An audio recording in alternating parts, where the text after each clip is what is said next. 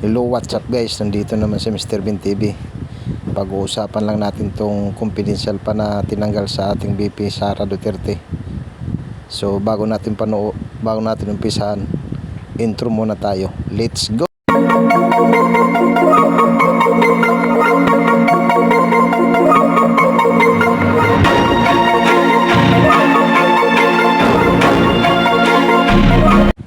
Ito guys, kaya galit na galit si Atty. Harry Roque dahil galing siya sa Kongreso kung bakit tinanggal yung confidential pa ni VP Sara. Kaya naghihimutok sa galit si Atty. Harry Roque guys. So ito yung pakinggan natin yung sinasabi niya guys, kasi nabubuisit siya. Let's go! Huwag mag-single out ng isang opisyalis lamang dahil pag nag-single out, obvious na mumuliti ka. At pwede ba sa panahon na pumutok na naman ang labanan sa Israel at Middle East, na alam natin na baka magdoble na naman ang presyo ng gasolina dahil dyan, itigil na muna yung pamumulitika. Kaya nga si former President Rodrigo Roa Duterte guys, hindi na nakapagtimpi sa mga mamabatas. Hinamon niya na ng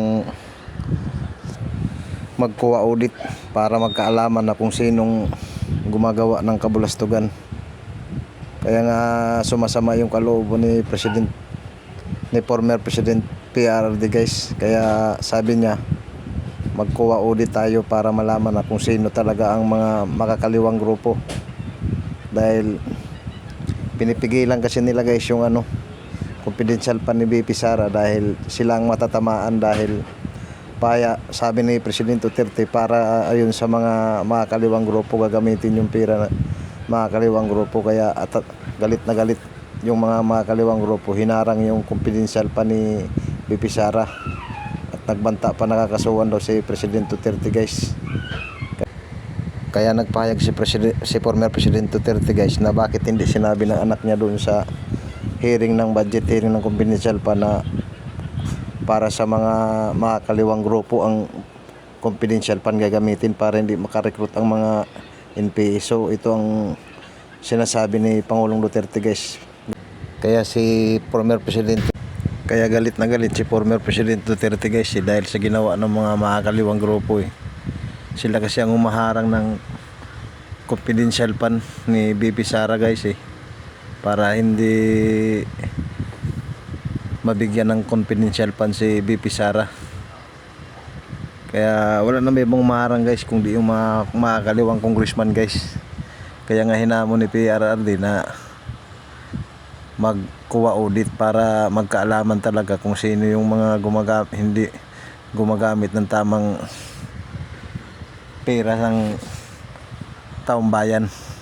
Kaya sabi ni President Duterte, hinamon yung COA na magkuha audit lahat ng congressman para magkaalaman kung sinong hindi gumagamit ng tamang confidential fund.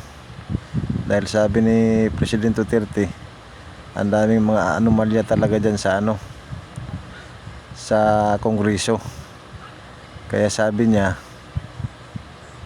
magkuha report tayo para mapatunayan, dahil talagang tinitira nila ngayon si VP Sara Inday guys kasi alam nila sa kanila gagamitin yung confidential fund Tinitira nila ang layo-layo pa ng eleksyon, samantala hindi naman tatakbo si VP Sara parang kapresidente. Tsaka wala namang presidente ngayon 2025, senador lang, mayor, congressman Wala pa namang presidente na takbuhan 2028 pang layo-layo ng eleksyon. Dinadaan-daan talaga nila guys, sinisiraan si VP Sara para pagdating ng 2028 hindi siya makatakbo kasi masisira na siya sa taong bayan. Kaya ngayon yun ang plano nila guys, yung mga i-brainwash yung mga tao, kababayan natin, para yung mga kaliwang grupo, kunwari mga makabayan, yung pala mga kaliwa, sila ang lumalaban sa ating bayan. Kaya kung ano-ano na lang pinagsasabi nila sa ating VP Sara, na tahimik lang si VP Sara, sinisiraan nila mula ulo hanggang pa, porket hindi nagsalita si VP Sara, hindi siya makapagsalita sa Kongreso kasi baka mapahiya nga yung mga kaliwang grupo na congressman. Ngayon mapapahiya na sila dahil mismo si si former President Duterte na nagsasalita na dapat Ganyan niya sa iba. This Romualdez, Speaker, yan ang sige bigay ng mga congressman, pinabusog nila lahat. Pero sabi ko, mag-audit tayo.